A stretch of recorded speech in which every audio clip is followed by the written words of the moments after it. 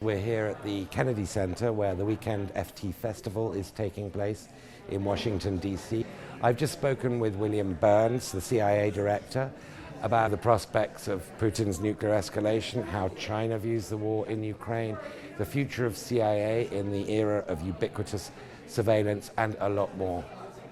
A number of my colleagues were at the Munich Security Forum conference a week before he actually invaded, so mid-February. And they were saying there was a lot of skepticism from Europeans that they thought, well, America's exaggerating again. So you took quite a risk in saying this is going to happen.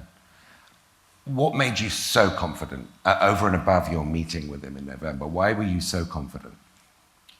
I mean, I think in many ways it was the detail and precision of what we were seeing in terms of Russian planning, combined with what I was trying to describe before, which was Vladimir Putin's absolute conviction that that the window was closing for him to use force to try to shape Ukraine's orientation, and his conviction that Ukrainian resistance would be, weak and indecisive in some ways. And when the president has done that quite selectively, I think it's helped to deny Putin something that I watched over many years him do quite adeptly, which was to create false narratives, to disarm what has been a useful weapon for him before. It's been hard to open a newspaper this week in this town without hearing about much more specific American data provided to the Ukrainians, enabling them to target Russian generals, 12 of whom are now dead. The Moskva, of course, the biggest naval sinking in 40 years.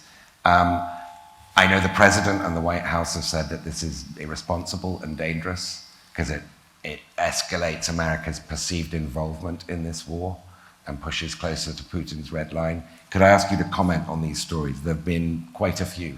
It is irresponsible, it's very risky, it's dangerous when people talk too much, whether it's leaking in private or talking in public about specific intelligence issues. I mean, both the White House and the Department of Defense have spoken to this publicly, so I don't have anything to add to that. I mean, the only thing, though, that I would say is that it's a big mistake to underestimate the significant intelligence capabilities that the Ukrainians themselves have.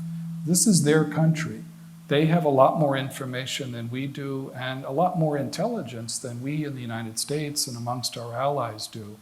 It was a profound mistake. It was Putin's biggest mistake in planning for this invasion and then in launching it to underestimate Ukrainians. And I think it's equally a mistake for any of us to underestimate what they bring to the table in intelligence terms in defending their own country. One of the things that, of course, is on everybody's mind is the escalatory risk of this situation. We've not seen a nuclear leader talk this often, arguably at any time, at least since the Cuba Missile Crisis. I mean, what I would stress at the start is we don't see, as an intelligence community, practical evidence at this point of Russian planning for deployment or even potential use of tactical nuclear weapons.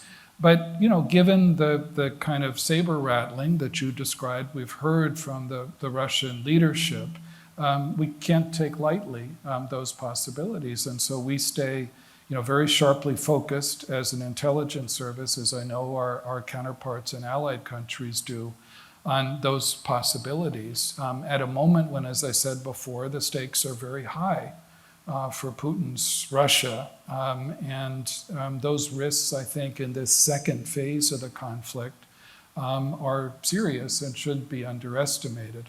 But again, we don't see practical evidence of preparations for that, at this stage as well. What lessons do you think China is drawing from the Ukraine situation for Taiwan, and what reappraisals, if any, do you think they're undergoing about Putin and his ability to calculate rationally based on good information? I think what the experience, the bitter experience in many ways, of Putin's Russia in Ukraine over the last 10 or 11 weeks has done is demonstrate that friendship actually does have some limits. because I think it strikes us anyway that Xi Jinping is a little bit unsettled by the reputational damage that can come to China by association with the brutishness of Russia's aggression against Ukrainians, unsettled certainly by the economic uncertainty that's been produced by the war. Clearly, the Chinese leadership is trying to look carefully at what lessons they should draw from Ukraine about their own ambitions in Taiwan. I don't for a minute think that it's eroded Xi's determination over time to gain control over Taiwan, but I think it's something that's affecting their calculation about how and when they go about doing that as well. I suspect that they've been surprised by Russian military performance. I suspect they've been struck by the ways in which Ukrainians, through a kind of whole of society effort, have resisted. I think they've been struck by the way in which particularly the transatlantic alliance has come together to impose economic costs on Russia as a result of that aggression. So I think these are things that they're weighing very carefully right now.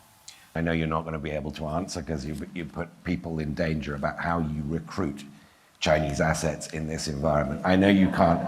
I know how Daniel Craig would do it, but I suspect that's not amongst your options. My wife and daughters constantly remind me I'm no Daniel Craig. So yeah. In spite of everything that's going on and that we've mostly been discussing today, the big challenge is still China. Is that correct? It is. I mean, as I said before, and I profoundly believe this, and more importantly, I believe the president believes this, that the biggest geopolitical challenge we face over the long term as a country is Xi Jinping's China. That's not to suggest that we should in any way underestimate the challenge posed by Putin's Russia, for example. I mean, he demonstrates in a very disturbing way that declining powers can be at least as disruptive as rising ones. But I think there's no question in my mind that over the long term, it's China that's the biggest geopolitical challenge. Director Burns,